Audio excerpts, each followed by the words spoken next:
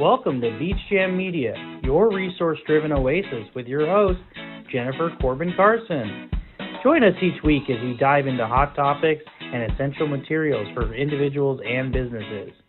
We invite you to get your feet wet and explore life's offerings. From insightful discussions to practical advice, we're here to navigate the tides of change together. Come join us for Beach Jam Media, where knowledge flows endlessly and where the currents of insight never stop. So come on, let's get our feet wet and explore what's waiting for us on the beach.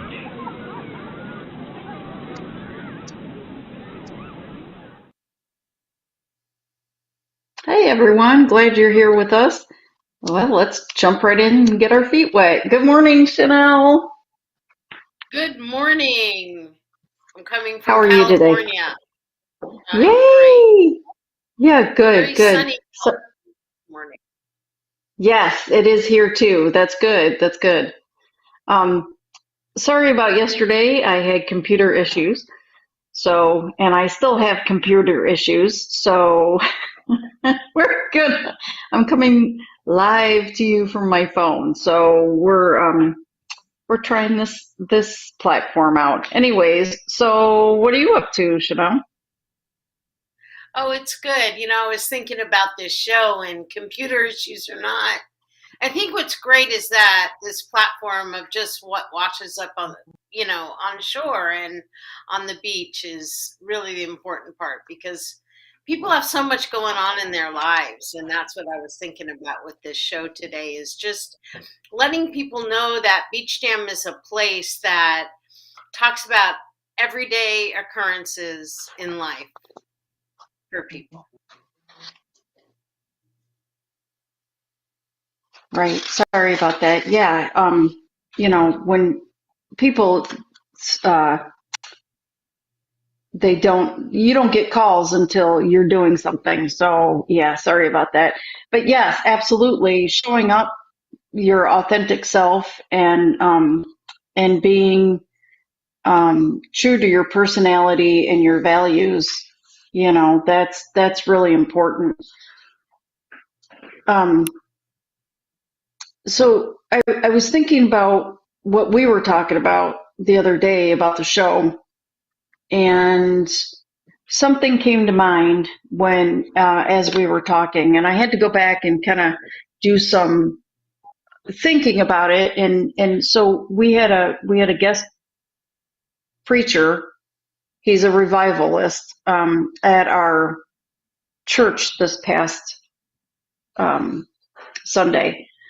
And he was saying, and yes, Pastor Carol, I did listen, but he was saying, it's not about perfection, it's about placement.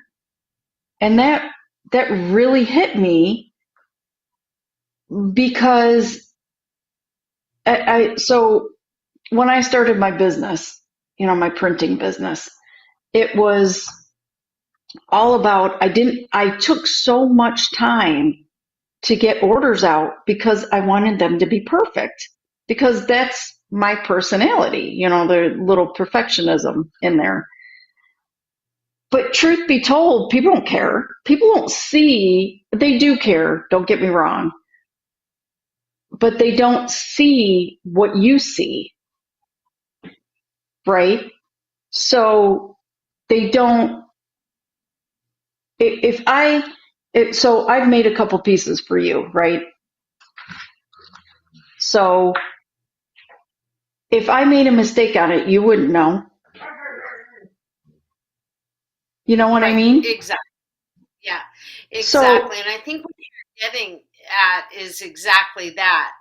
You want to deliver things that are correct, but you also want to be very, very real about it in life. And yes, the recipient, as long as things are spelled right on it and all, they love the art of it. They love the individuality, especially with your wood piece.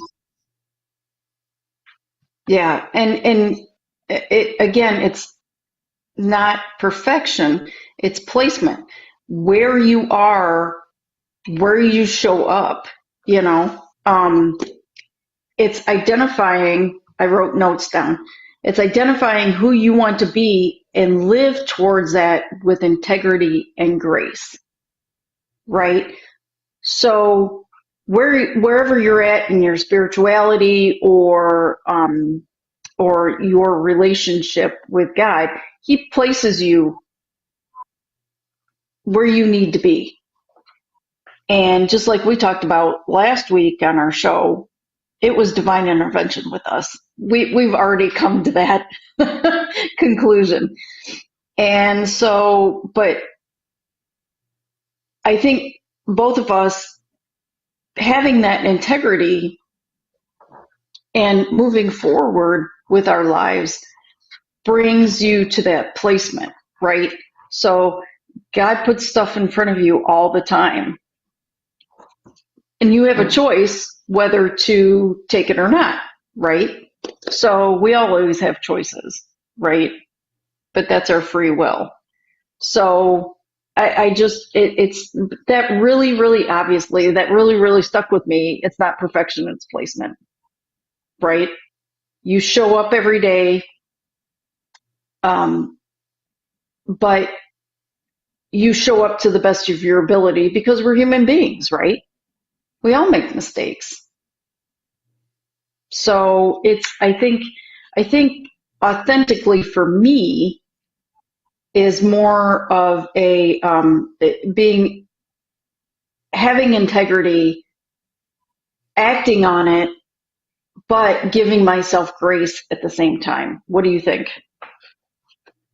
Yeah, I absolutely love that. I think people go through this all day long, and instead of thinking about what happens in their life as a mistake or not exactly as they want it, I think the key to it all is that when you come forward, if it's aligned with where you want to be, that is the more important part. That is the part that is what helps one's soul sing, helps them come forward in a way that makes more alignment and more sense for themselves in life. And so that's what I love about this show, is that as it develops, it's going to be telling stories about what's going on in people's lives and that they matter, and not so much that something goes exactly as planned.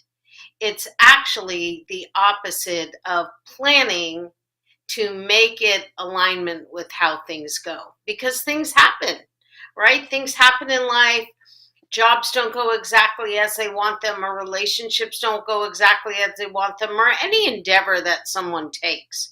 But the key is that if you keep it in alignment with the lesson that's learned, where you want to go, where you want to be, that will be the key for people. And so it's not so much having something, as you're saying, show up perfectly. I love this notion of placement, but is it placed in alignment with, didn't go exactly as it wanted it to, but we're going to course correct. We're going to do that, because it's always about how is it that you're being towards, and the reaction of what happens rather than the doings. And always going back to that statement of, we're not human doings, we're human beings. So how are we being with each other, not just within our insulated families, but our communities, really mankind in general? Because our energy that we're able to bring forward into the world is the perfect part. And it is help what people sort of note as elevating the collective. As we go on in our lives and we bring the energy that's in alignment with us, we help elevate those around us. And we're then elevating the frequency of, again, of our communities and mankind, because we are all connected through the energy. So when it gets very task oriented and task focused, it doesn't allow for the beingness of how one is growing from every single experience. Exactly, exactly. And, so I don't know if you saw me, I was writing notes. I like to do that when we talk. I mean, even when we just talk on the phone, I like to write notes because I get bits and pieces, of things and I don't remember them. So I have to write them down. So I like to take notes. And that's what I'm doing when I'm, looking down. Um, well, that's perfect because, a couple things that I got out of what you said was, the lessons learned and the course correction. So we make mistakes, right? And we learn things along the way. Well, as I'm teaching, as my husband and I are raising our son, you have mistakes and you make mistakes. Even at 51 years old, I still make mistakes, and but you're still learning and you're still growing. So as you make those mistakes, you take those lessons learned. Hopefully you're learning from those, right? And you make that course correction to where you want to be, like what you were talking about. So, it's all in how you decide to make your mistakes and how you decide to take that grace and use it for your own benefit, right? And then the other thing I got was I love that we are not human doings, we are human beings. I love that. Um, but you are who you hang out with. If you're hanging out with people that you don't want to be aligned with, well, guess what? Or have the same business. If you're in business, have the same business acumen or the same business goals as you're not going to get there. And it's the same thing in our personal lives too. If you're hanging out with people that are undesirables, then guess what? You're going to be part of the undesirable pack. So, I've told my kids that from day one, who you hang out with. And that's the same in business. You want to be successful, and everybody's successful. I say that because everybody's definition of success is different. But if you want to grow your business, you have to be aligned with other business people and get your mentors and get your coaches and let them help you get where you need or want to be. Right? Because you can't do it alone. Exactly. Yeah. And, especially in the world of entrepreneurship and solopreneurship and people that are, running their businesses on their own, that community, if it's from a business perspective, that they're aligned with and who they're collaborating with is very important. But I think the key is it's looking at who is it around you that's inspiring you, right? Who is it around you that is confident and has a great deal of value in themselves, know what they're bringing to the table, to whatever it is, the family community, the family circles, the local communities, or even, as I say, the greater communities at large. It doesn't mean that if you encounter someone and you meet them in your life, that they're necessarily less than or more than yourself. Right. I think the way to look at it is where they are in their life relevant to where you are in your life. And does that energy, again, inspire and elevate, or is the energy one that just doesn't complement where you are? They can be fantastic people. But I think what people, and this notion of what your pastor said about placement is true about people in your life as well. Who you allow, and I put this right on the cover of the book that I wrote, The Reinvented Life, who you allow and what you allow around your life's table will determine the speed and the extent of one's reinvention. And Right. so I think Absolutely. that notion is what allows one continue their path of reinventing, of change, of leveling up their frequency. And I think people get stuck, and we talk about this stuckness a lot. We do. When you allow yourself to stay somewhere that is no longer serving your growth.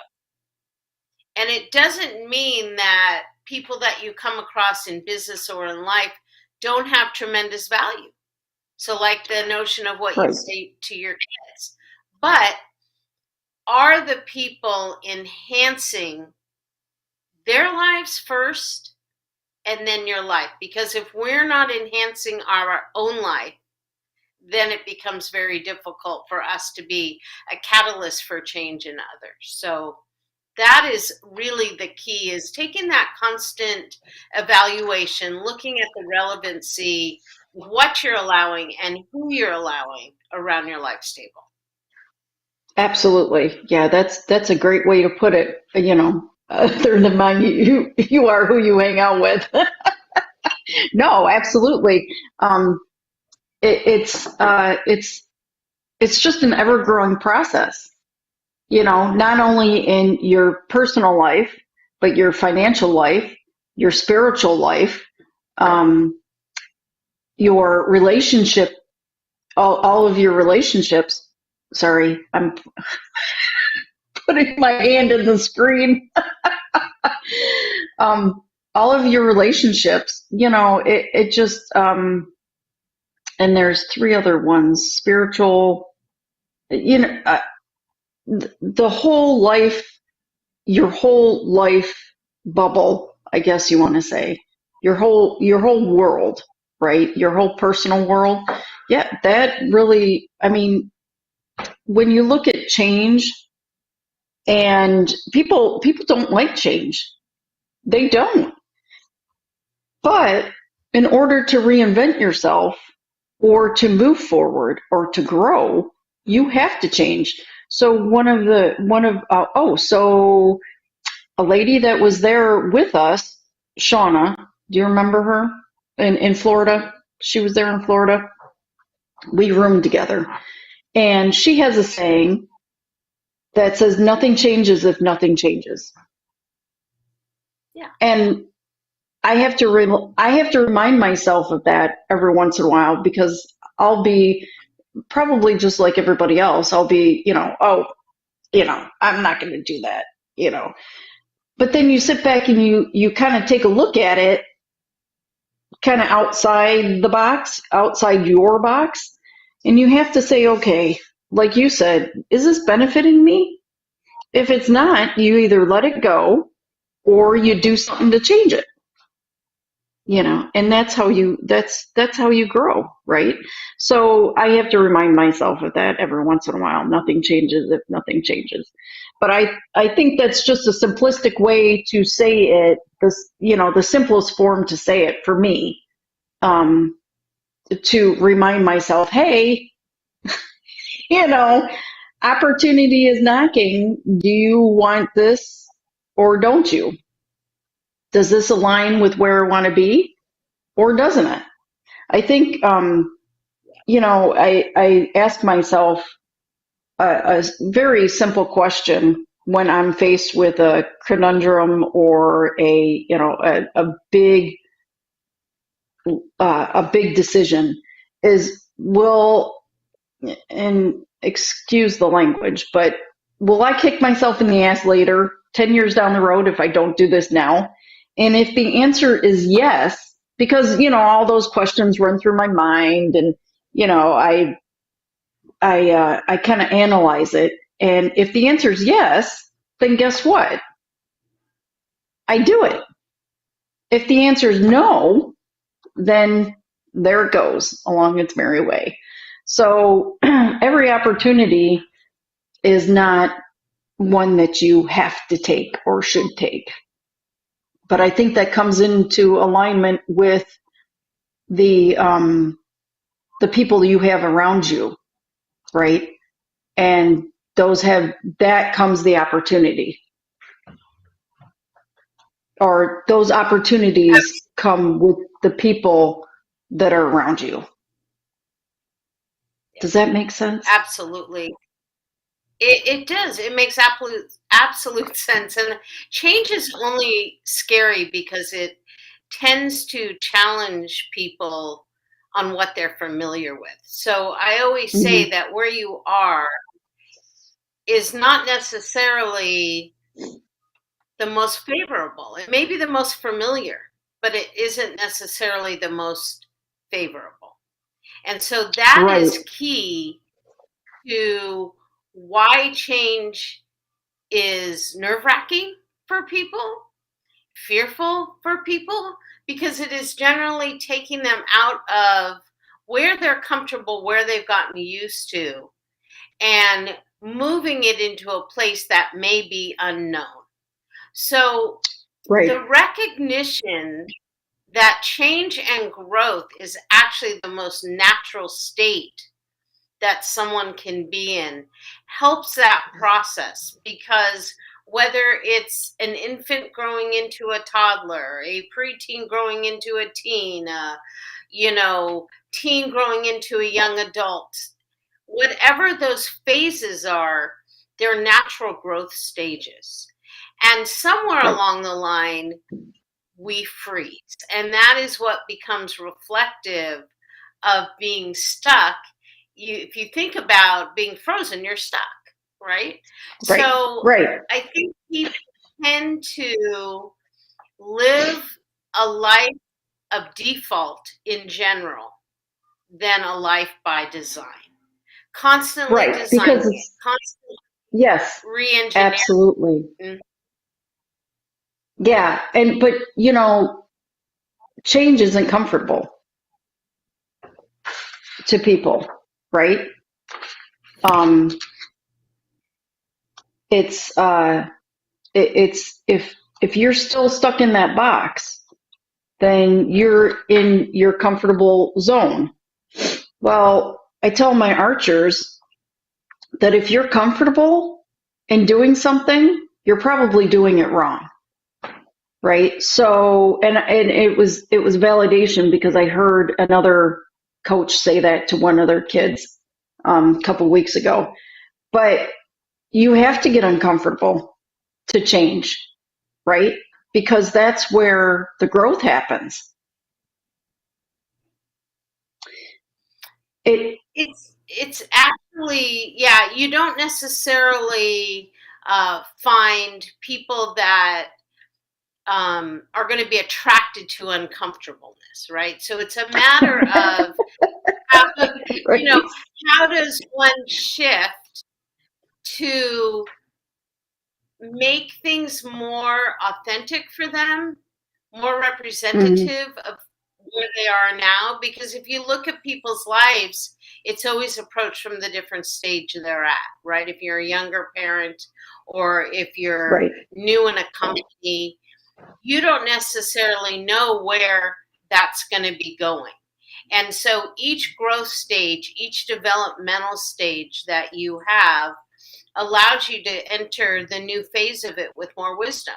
And when you enter anything with more wisdom, it's a great place and time to ask yourself, does this wisdom that I've learned help me, and am I, and most importantly, bringing it forward?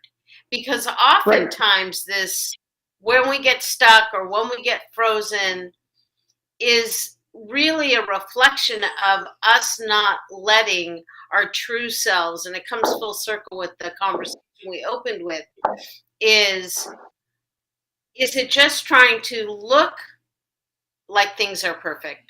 Or is it actually authentic of where I am now? I've learned all this, I want to bring it forward.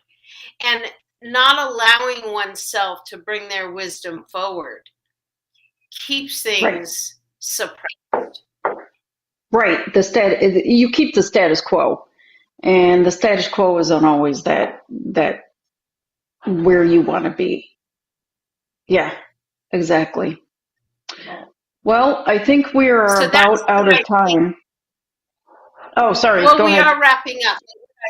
Yeah, no, I just want to mention we are wrapping up at the moment, but what I do want people that are listening to note is that instead of approaching change or something different as being fearful, it's okay to just say, this is uncomfortable.